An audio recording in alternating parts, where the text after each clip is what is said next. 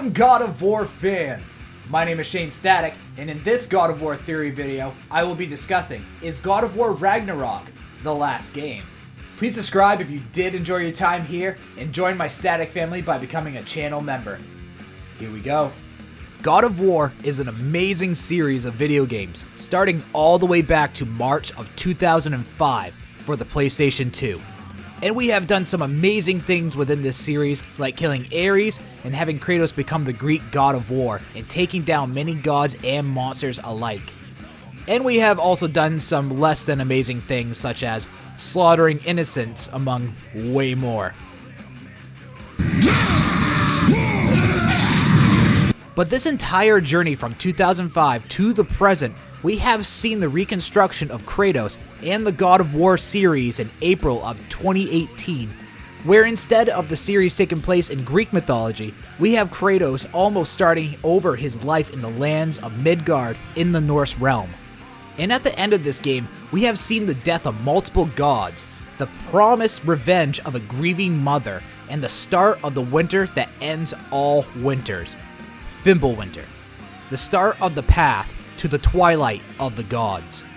The start to the road of Ragnarok.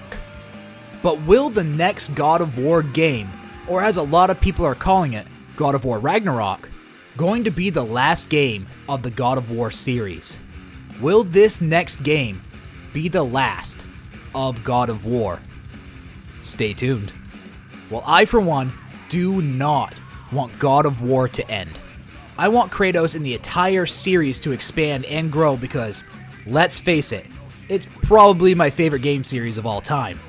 And I also want to continue to explore the Norse realm, among others that have been hinted in God of War, such as Irish mythology, Japanese mythology, and Egyptian mythology.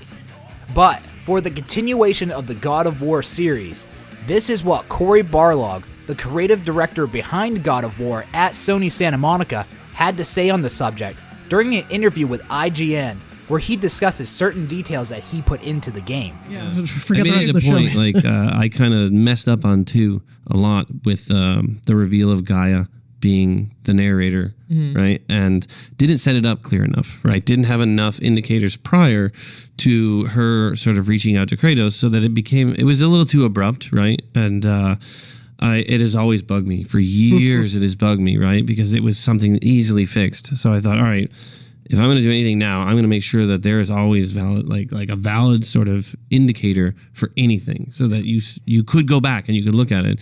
So much so that if we do a second game or a third game, you're going to go back to the first one and you're going to be like, oh my God, that was there. Right? I have so many things in there that are just setups for much later and much later and really far later. So I'm a lunatic. And here where he discusses the same with Easy Allies. Like when I was working on the structure of this one, to get this one to work right, I had to think about everything that was going to happen after this, right? And it was in the time away from Santa Monica, I actually was working over at LucasArts for a little bit and got to read through that TV show that George Lucas was working on and see that they wrote like 50 episodes before they ever even approached the studio to do the thing. And it was, explained to me by some of the writers that they did that so that they could take stuff from episode 50 and put it into episode 1, right? And to actually pepper everything throughout. And I was like, man, that's really interesting. Like, you really have to think ahead. You can't just take it on faith that you're going to figure something out and then it'll be coming in later. So I was like, all right, now, and I approached everything that I worked on after that to really say, like, when I'm mapping out the world, I'm going to map out the world. Yeah, that's true. Like, I have to rely on the fact that no matter what I do, I'm going to think it would always be able to be something we set up. And even if you don't set it up, not a lot of people may pick up on it. So some of it is really in the sense that if you get to experience the next thing, you get to have the pleasure of looking back and going, holy crap, they thought about that all the way back there, right? Instead of like hand wavy thing and you just sort of figured it out and figured out a way to shoehorn it in. It's like, no, every single thing in this game means something because it is something later. And it's like everything that we set up and pay off in this game is giving you that fulfilling experience. But it also has that sense of, but what does that mean? What does that mean? Why did they do that? Like, that's what I want is for people to keep. I know you probably know. So these clips right here pretty much say that Cory Barlog has planned many upon many games in the future, and I can't be more excited. Even in an interview with Kotaku on a podcast, Cory has 5 games lined out in his head. And he even gave us hints upon hints in God of War of 2018 to what is going to happen in the future. He literally lined up and layered this game with so much future content. We have to go check it out, and it gives us hope for the God of War series future. So let's all go out and play God of War once again and figure out what's going to happen in the future.